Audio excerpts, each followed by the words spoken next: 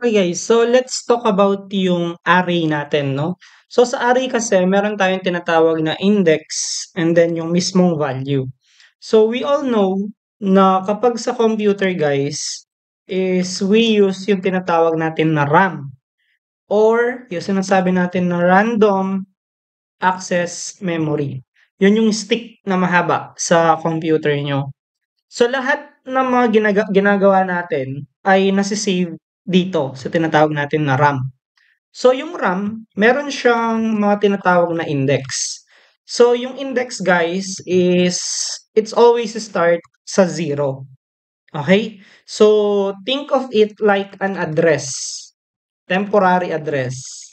Sabihin natin temporary address kung saan nasa-save yung mga ginagawa natin. For example guys, ay nag-open ako ng notepad. Ayan, tapos nagsulat akong ganyan. So yung data na yan nasa-save sa random access memory natin. So sabihin natin yung file na 'to naka-save siya sa index 0. Okay? So temporary lang 'yun. Kapag shutdown natin yung computer, hindi natin sinave ito, mawawala 'to. So gano'n yung tinatawag natin na random access memory. Okay, so for temporary saving ng mga ginagawa natin, nasa RAM po siya. Okay? So ngayon guys, sabi ko nga, ang RAM ang index po, isipin natin 'no, temporary address siya. Okay? So ngayon kasi i-de-declare natin yung array. So para maintindihan natin yung array, we need to understand first yung index na tinatawag natin. So ngayon ang gagawin ko, magde-declare ako ng data type. Since numbers yung papakialaman natin, ang data type ko is integer siya. Number, whole number. Okay? Then, kakailanganin ko ng variable name. Sabihin natin na score. So, yan yung variable name ko ngayon, score. Paano mo madedetermine kung ang isang variable ay array siya? Madedetermine mo yan guys kapag nakita mo meron siyang opening and closing na bracket na ganyan. Okay, so ibig sabihin yan, itong score na yan is array siya. So ano bang ibig sabihin ng array? So ano ba yan? So ang array guys, for example, you call yung isang variable na array, meaning um, it can store multiple values.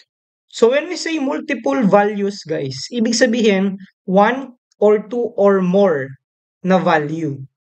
Okay? So, yun yung tatandaan nyo. Pag sinabi mong array, it can store multiple values. Ngayon, sa array, kapag nilagyan mo siya ng 5 sa loob ng opening and closing box mo, no, ang ibig sabihin yan, yung variable na score mo, kaya niyang mag-save ng 5 values. So, yan yung tinatawag natin na multiple. Ngayon, paano siya ngayon? So, okay. So, ngayon, alam na natin na yung variable is an array and it can save 5 values. So, ngayon, i-declare natin yung 5 value na yon. So, i-equal ko siya. Then, mag-opening and closing ako ng curly bracket. Yan siya. Then, mag-declare ako ng 90, 80, then 70, then 85, then 95. So, after nun, semicolon. Bilangin natin, no? Kapag ang human guys, tayo mga tao, we always start counting sa 1, tama? 1, 2, 3, 4, and 5. Okay? Pero guys, since ang ginagamit natin is machine, or yung mga computers natin, gumagamit siya ng index. So, remember, ang index, temporary address. At ang index na yan, it always start with 0.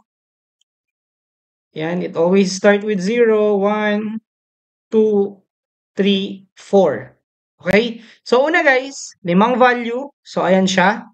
Pero, nakasave sila sa temporary address na 0, 1, 2, 3, 4. Okay? So, yan yung tatandaan nyo. Ngayon, magsi-cout ako dito at ang sasabihin ko, yung first index is, okay. So, ang gagawin natin next, tatawagin natin si score.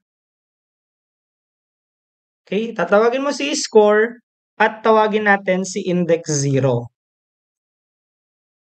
Okay. Then, mag-end line tayo. Ngayon, guys, we all know si index 0, ang nakasave sa kanya is 90. Okay? So, kapag rinan ko yung program, dapat ang magiging output natin, 90. So, i-run natin yan. Kung mapapansin nyo, ang first index is 90. So, kapag dinagdagan natin yan, kakopy ko siya, sabihin natin, ang last index mo ay 4. So, gagawin mo siyang 4. So, ang last index is 95. So, mapapansin nyo, 90, 95. First and last index. So, what if papalitan natin ito ng third index? So, ano yung third? 0, 1, 2, 3, or yung index 2 natin. Ito yung third number. So, index 2, tawagin natin. So, dapat ang output ay 70. Yan. Kung mapapansin nyo, ang output natin 70. So, guys, in short, kung gusto mong i-access yung mga values ng array, gagamitin mo yung tinatawag natin na index. Kasi doon sila temporary nakasave. Okay? Unless i-save talaga natin siya sa mismong SSD or HDD natin.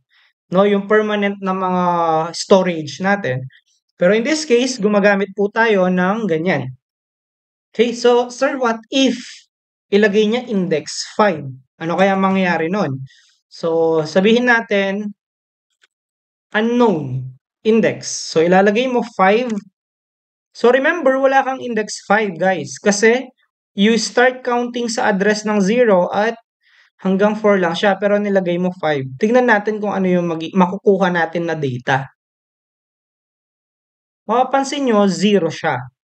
Okay? Usually, guys, 0 or sometimes, meron kayong marireceive na mga random na character. For example, ng random na character. For example, X, 6, 8, F, L, mga ganun. Random na characters. Pag ganyan yung na-receive nyong output, guys, sa array nyo, yan yung tinatawag natin na out of bounds. Ibig sabihin, wala ka na doon sa scope ng mismong array mo. Ngayon, kumukuha ka na ng data sa other parts ng RAM mo. Okay, so si index 5, obviously may nakasave sigurado dyan, no? So makukuha natin yung random na characters. So again guys, dalawa lang yan. It's either magkakaroon ka ng error at sasabihin niya out of bounds or magpapakita siya sa'yo ng random characters. Ibig sabihin nun guys, dalawa lang. Yung dalawang output na yon, ibig sabihin, out of bounds, wala ka na sa scope ng numbers of array mo. So ganun yung nangyari. So remember that kapag na-encounter nyo yung tinatawag natin na out of bounds, ibig sabihin, lumagpas ka na sa scope or sa number of arrays na meron ka.